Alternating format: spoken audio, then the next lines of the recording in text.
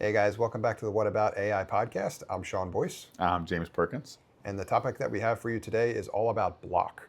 If you're unfamiliar with Block, it is a fintech company run by Jack Dorsey, formerly Square, formerly Twitter. You may have known him from either one or both of those. And a tweet, I guess is it a tweet these days or a post on X? X post, yeah. An X post that he put out recently, I think it was about a week ago. So early March, it is early March still, but a few days ago, maybe a week ago, he put a post out about some pretty significant changes to the workforce at Block. And to summarize, basically they're looking at reducing their workforce by, I think it was upwards of 50%. So they had maybe, I'm just going to generalize the numbers here, but they had probably about 10,000 employees, and they're going to cut that down by upwards of half, which is obviously a significant change to the company. And this isn't the only news that we want to talk about. We want to talk about the tweet or the series of tweets that Jack put out there explaining the story in greater detail, which is pretty unique and I think aligns fairly well with some of the anecdotes and the stories that James and I have been talking about on this podcast to help you prepare for what may be coming and how this time is, quote unquote, different. So in the story that Jack was telling about this upcoming change, and to his credit, he was trying to be about as transparent as I've seen most company leaders be about these changes. He has said that they're making these changes, and these changes are not because of the company is not performing well. His narrative, and we'll link to that as well too, so you can read it yourself. I think you should. I think it's definitely educational in that way. He said that the company is performing well, if anything, maybe better than ever. They're voluntarily making these changes, not because the company wasn't performing well, but for almost the opposite reason. They're looking to become leaner. They're looking to be able to do more with less. They're looking to be able to lean into technology, that technology being AI significantly more, to get more out of that. And that means they are going to be looking to have a smaller workforce. The last thing that I'll mention in terms of what Jack shared context-wise there is that his warning is that you're going to see more of this, basically, in terms of him doing it at his company. He thinks others are likely to continue to follow suit. And I know we've seen other examples so far as well, too. So where do you want to start? What do you make of this? Well, it's a no-brainer, right? If you run a publicly traded company and you have shareholders, you always have the shareholder pressure to make the stock price go up.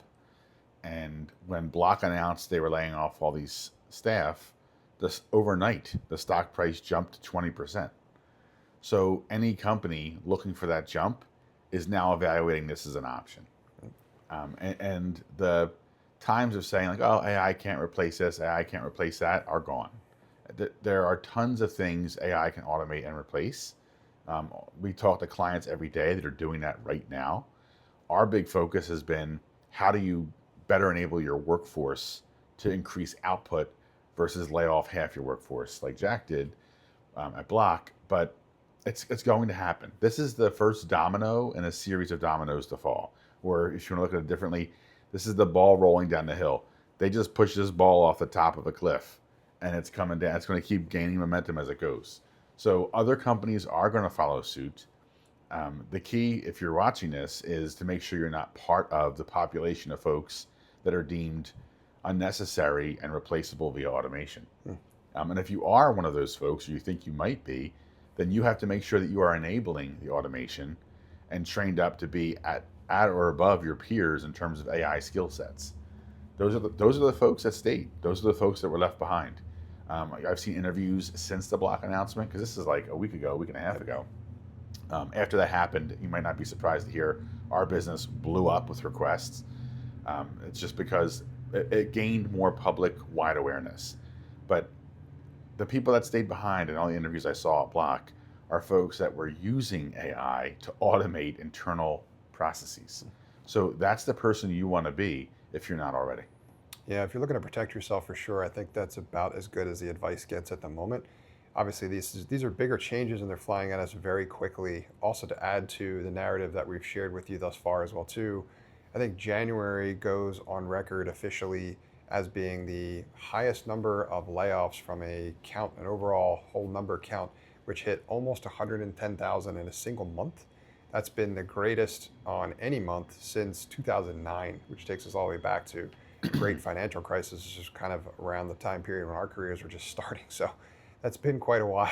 I know I've talked about how old I am on this show, but it's kind of hard to envision that being that high and comparing it to that time, because that time was pretty bad. That's probably the worst economic downturn I remember throughout my career thus far, it wasn't great. So having said that, I think to James's point and Jack's as well, this is likely to continue, except different this time as opposed to then when broader economy and a lot of companies themselves were struggling or hurting. In this case, they're saying this isn't because we're hurting. If anything, we're doing great, but we're still making this change anyway. So that's something that I think we all need to kind of adjust to and then start to expect. Plus, the other thing I would mention as well too, and we've talked about it on the show, but we continue to see examples of it. I think this is the clearest example yet, signal-wise, is that if your company is doing well, historically, throughout pretty much my entire career, I don't know about you, I had always assumed if the company's doing well, then we're probably going to be all right.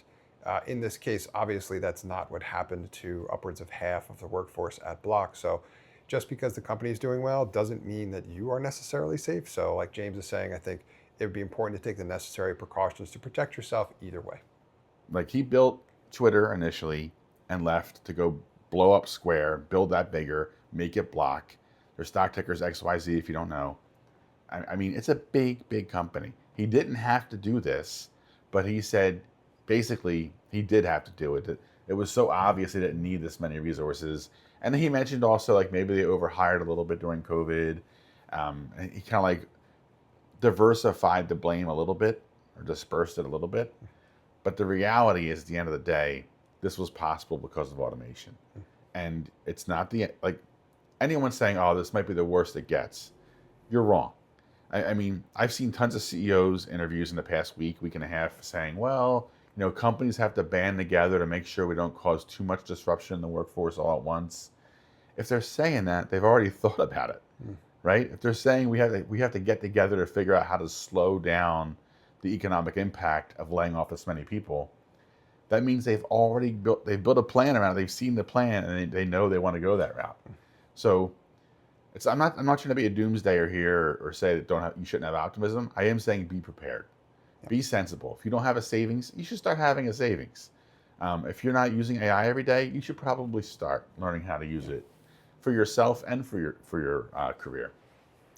One thing to also add, we've plugged it a couple times. We've built an app that is basically Duolingo for AI. It's very much like Duolingo in the sense that you can learn every day at your own pace how to use the different AI tools. We're the ones keeping abreast of every single change, and it's changing so fast we have to. So it's worth downloading. It's whataboutai.com/app. Completely free. Check it out. I think you'll like it. And we're trying to do everything we can to help you stay relevant in your job and in your life. Definitely. Yeah. And otherwise, just generally advice in terms of gaining access to the tech that we continue to produce to hopefully help everyone who hopefully hasn't already been affected by this, but if you have or you are worried that you might, these tools and resources are designed for you to help prepare you if in the event that does happen, or to be ready basically either way. And that's kind of how I would wrap up this one as well too, is I know we've talked a lot about just because a company's doing well doesn't mean they're not going to make changes. I think if anything, that might be an indication that changes are to come, but either way, do what you have to do to prepare yourself either way. And what that looks like is basically being someone, I think, that a company is looking at hiring today. And that's someone who's going to be bringing these skill sets into the company. So if you can develop them while you're already employed and then avoid that, great. That's the best case scenario. But if you are affected by these changes, start preparing yourself as soon as possible. Our app would be a great place to start. And it's intended to be kind of like, a short daily lesson that's supposed to be entertaining in addition to educational. So it shouldn't be pulling your teeth out kind of boring. But it should also help you, level up skill-wise so that you are staying on top of things, which is a full-time job of in itself. We could speak to that personally. But also learning what is basically boiling that down to brass tacks like we do for you on the show, but the app would be essentially even more efficient than that. And then that should keep you up on what's going on currently, actively, and then how you can best prepare for it yourself to make sure that you're in a good spot either way. Well said. Good to go. Awesome. Yeah. Thanks for tuning in, guys. We appreciate it. Thanks all.